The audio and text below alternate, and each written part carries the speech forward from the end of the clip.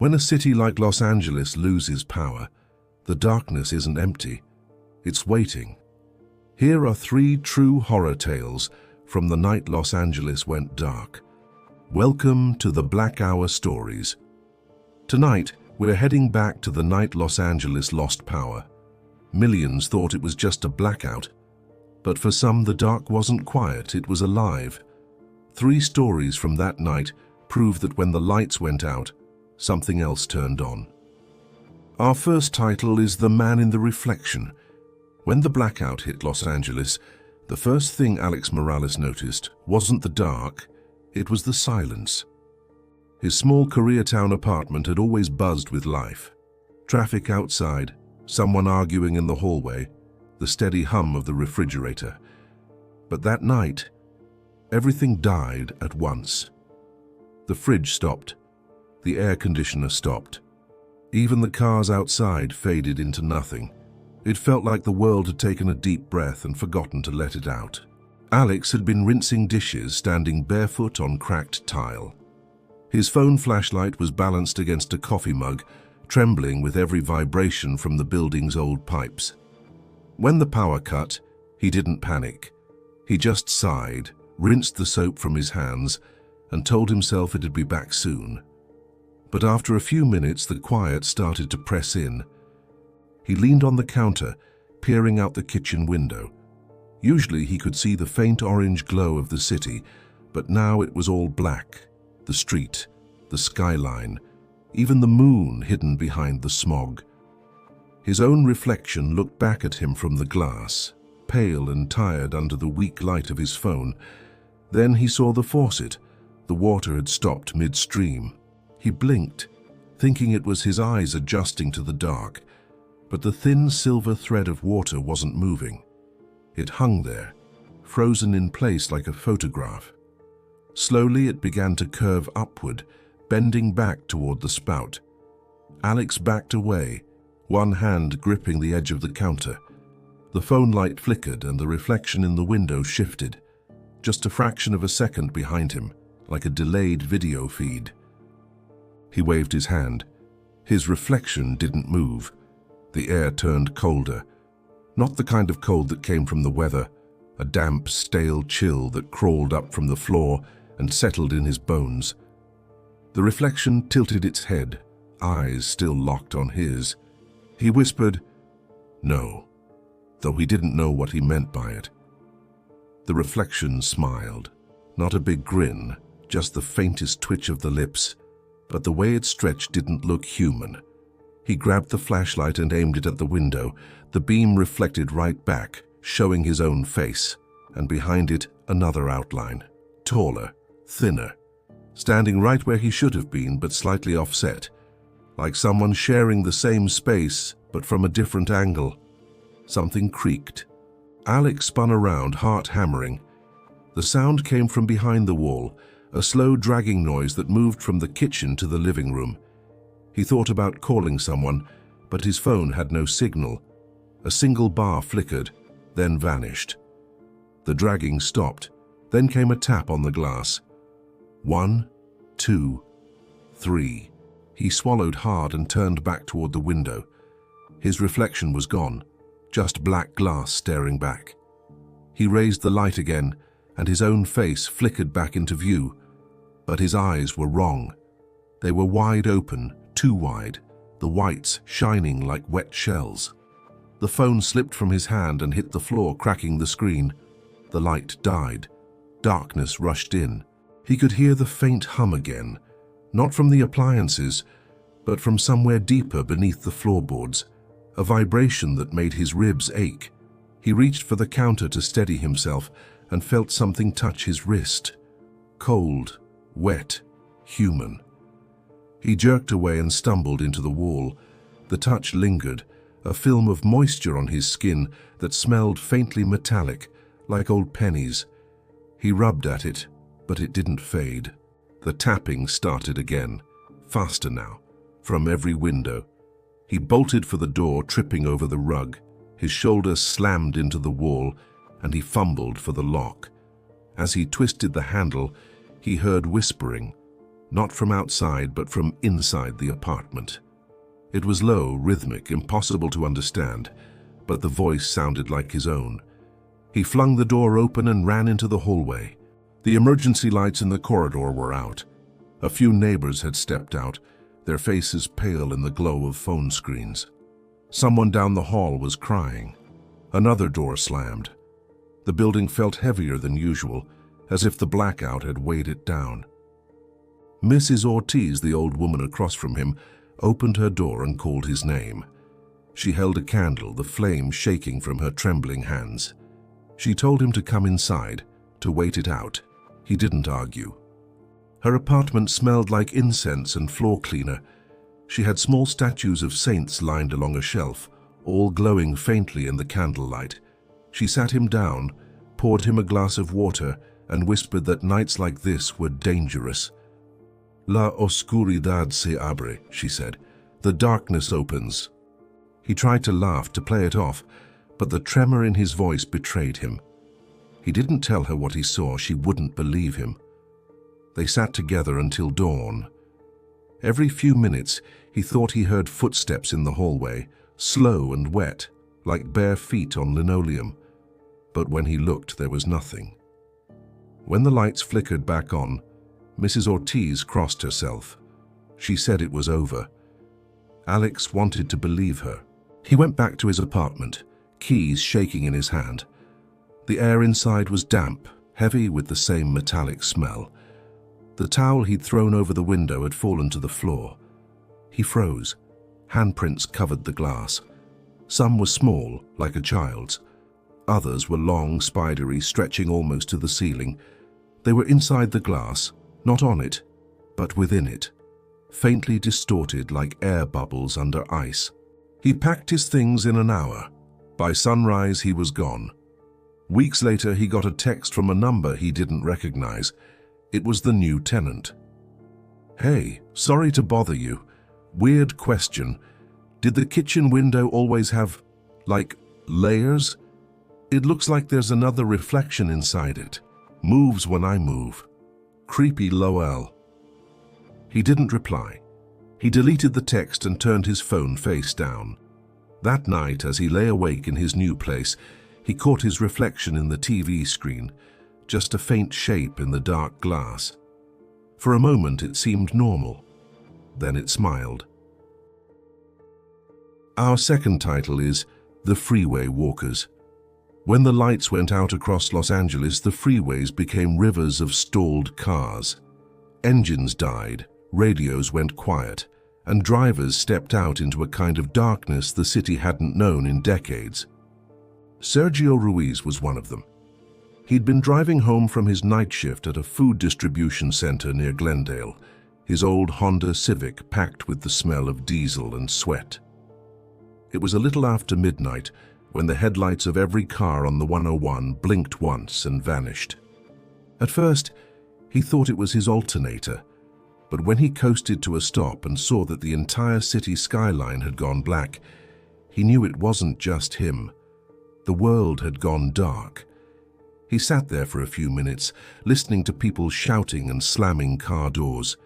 Someone's hazard lights flickered weakly, then died. The freeway should have been noisy, chaotic, but it wasn't. The quiet spread like fog.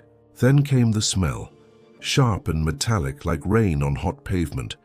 Sergio stepped out of his car. The night air was warmer than it should have been, heavy with exhaust that wasn't moving anywhere. He tried his phone. No signal. The screen glowed uselessly against the dark.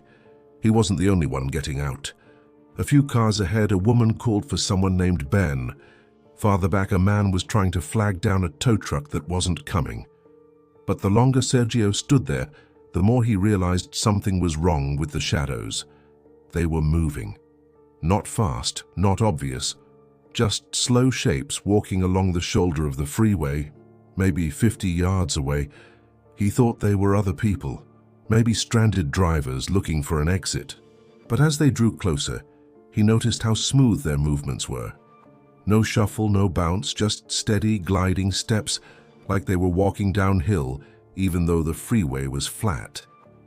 One of them crossed behind a stopped SUV. The man standing next to it shouted, "Hey!" and lifted his phone to see better. The light caught nothing. The shadow was gone. Then the man froze. Sergio couldn't see his face, but he saw the way the man's shoulders locked up, like he'd been touched by cold air. Something about that made Sergio get back into his car. He didn't shut the door. He just crouched inside, watching. The figures moved between the cars now. He counted 6, maybe more. They didn't make a sound. As one passed near a stalled pickup, its outline flickered, fading in and out like a reflection on rippling water. Someone started honking, maybe trying to scare them off. The sound was thin and desperate. The figures didn't react. Sergio ducked low, heart hammering. He could see them more clearly now under the faint starlight. They weren't naked or dressed, just shapes that looked like the memory of people, silhouettes with no detail. But when they turned their heads, he saw eyes. Not glowing, not bright, just dull and colorless like wet cement. One of them stopped beside a car 2 spaces ahead. A woman inside started screaming. Her interior light flicked on for a second, showing her clawing at her door handle. The figure leaned close, and the light flickered out. The scream stopped. Sergio wanted to run, but he couldn't make his legs move. Every part of him felt locked, heavy, as if the air had thickened. The smell of metal grew stronger, stinging his throat. Then something passed by his window. He didn't see it. He felt it first. A sudden drop in temperature, breath turning to mist. The glass beside him fogged up from the outside. Through the condensation, a faint handprint appeared. 5 fingers, long and thin, dragging downward. Sergio clenched his eyes shut and waited. Seconds or minutes passed, he couldn't tell. Then came the sound of feet moving away, soft, measured. When he opened his eyes, the figures were walking toward the overpass ahead. The cars in front of him were empty now, doors hanging open. He watched one figure reach the middle of the overpass and simply fade, gone, like smoke vanishing into a wind he couldn't feel. He waited there until the horizon began to gray with dawn. When the power came back, engines sputtered to life one by one. Drivers looked dazed, like they were waking from a dream. A few people stood in the road, asking where everyone else had gone. Dozens of cars were empty. No blood, no damage, just missing people. The police said it was panic, that folks had walked off the freeway to find help. CHP logged the event as a mass confusion incident, but Sergio knew better. He went back a few days later. He shouldn't have. It was early morning, light traffic. He parked near the same overpass and climbed up the embankment. The asphalt shimmered in the heat, and for a while it felt like any other stretch of highway. But near the center, where the figures had disappeared, he saw something strange. Long black streaks ran across the pavement like drag marks, but too smooth. No tire grooves, no footprints. Just straight lines leading from the middle of the road to the guardrail and stopping abruptly halfway across. He touched the surface. It was cold. That night, when he got home, he tried to forget.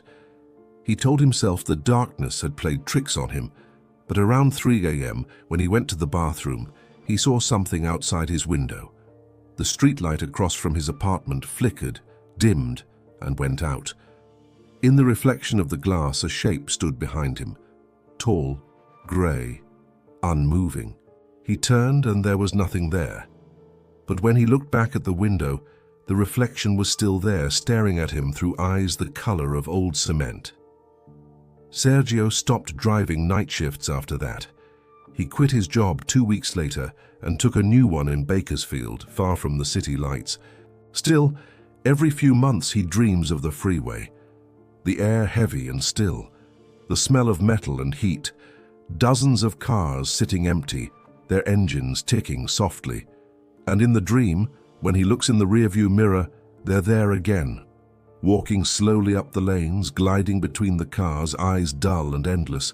Sometimes he wakes up with the faint sound of footsteps echoing in his ears, fading just as the first light hits his window. Our third title is The Voice in the Hills. Tara rented the Laurel Canyon guest house because she wanted quiet. She wanted a place where she could write without the city leaning over her shoulder. The house sat back from the road on a slope of scrub and eucalyptus, a small wood frame with glass windows that looked out over the valley. In daylight, it felt like a secret. At night, it felt exposed. The power went out about 11:30.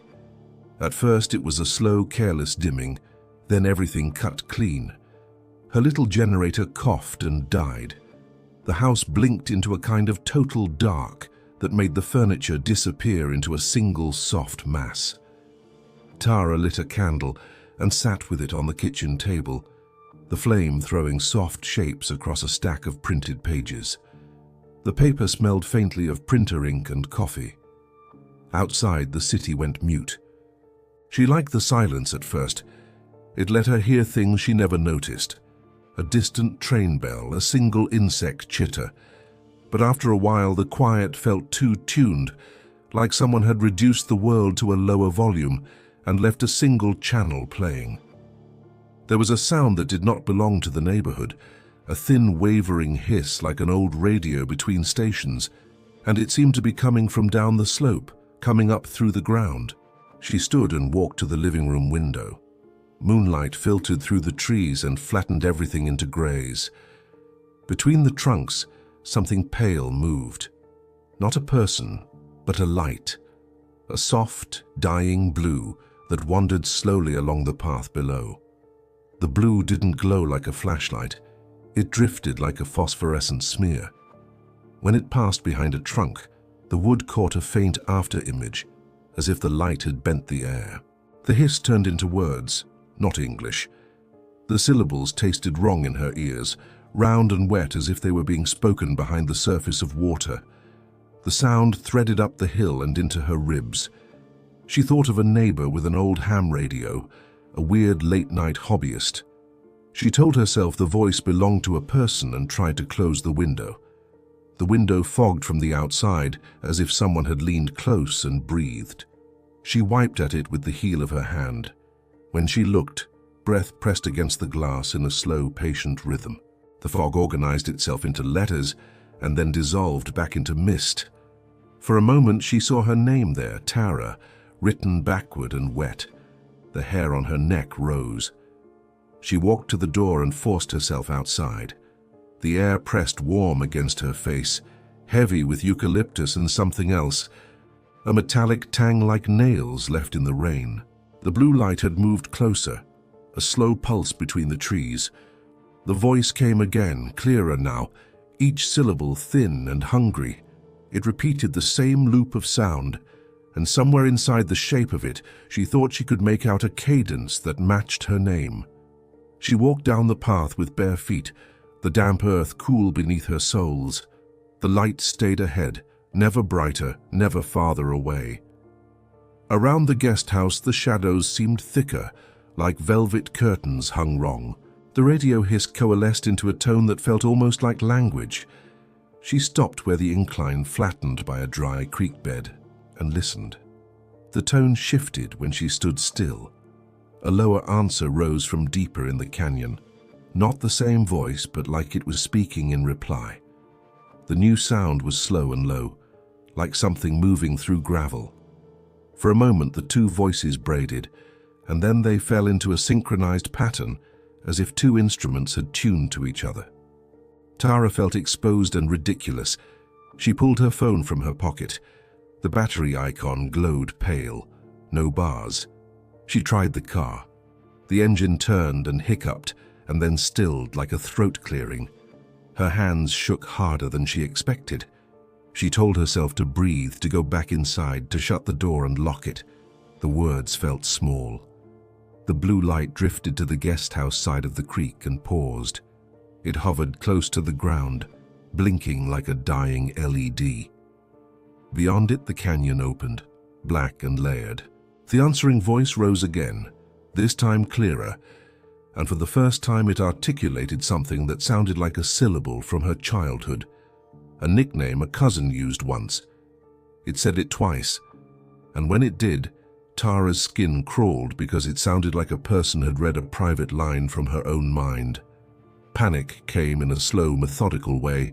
She turned and ran to the car. The keys trembled in her hand. The engine wouldn't catch. She tried again, and as the starter spun, a whisper came from the back seat. The same liquid voice, close enough to breathe. It said her name like a small promise, and then, as if tasting it, it repeated it softer, colder. The whisper didn't come from outside or from the trees.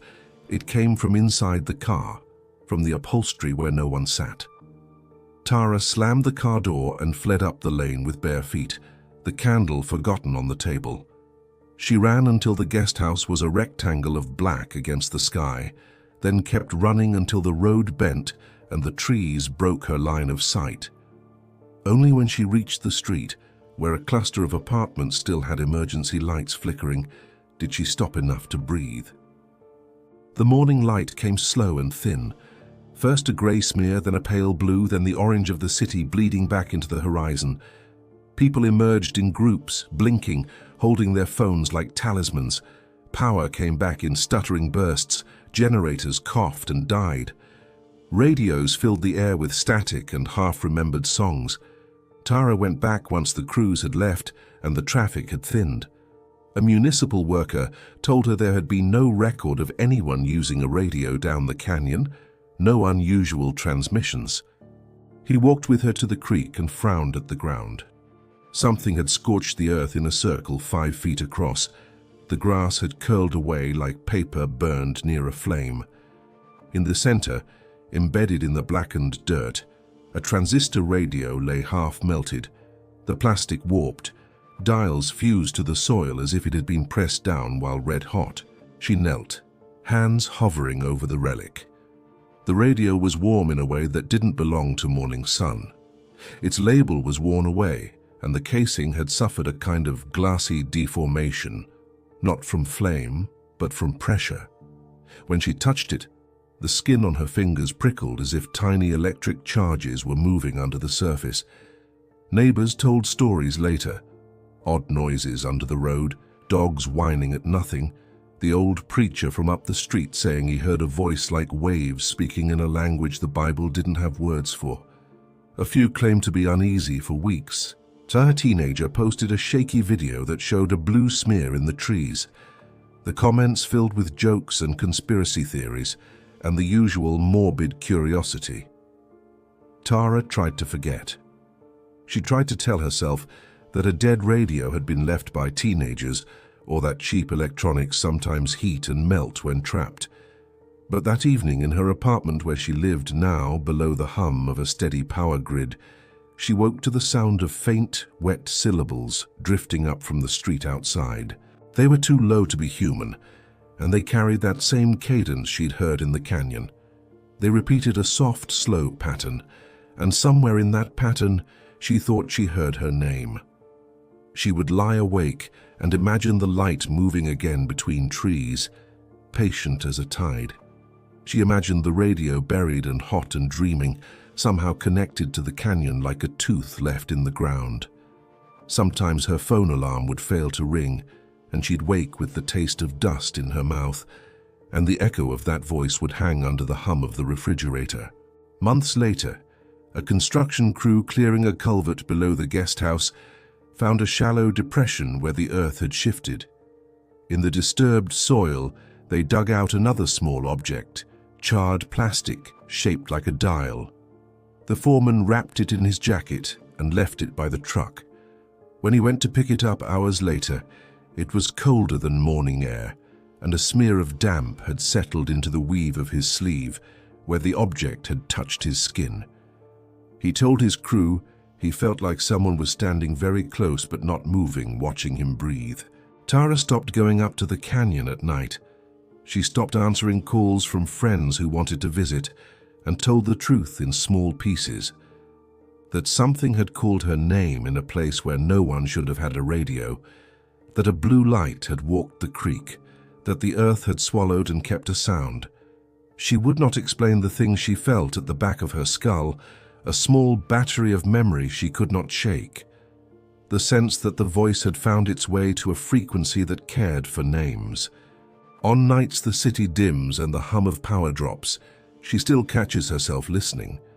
In the absolute quiet, she sometimes hears a thin thread of static, a syllable that might be a name. She doesn't ask it to speak.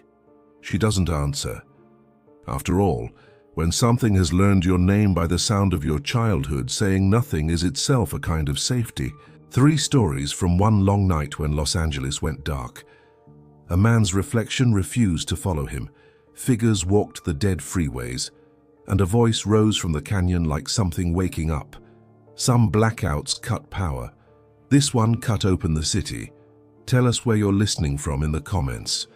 And if you've ever been caught in the dark when something started watching, like and subscribe for more from the Black Hour stories.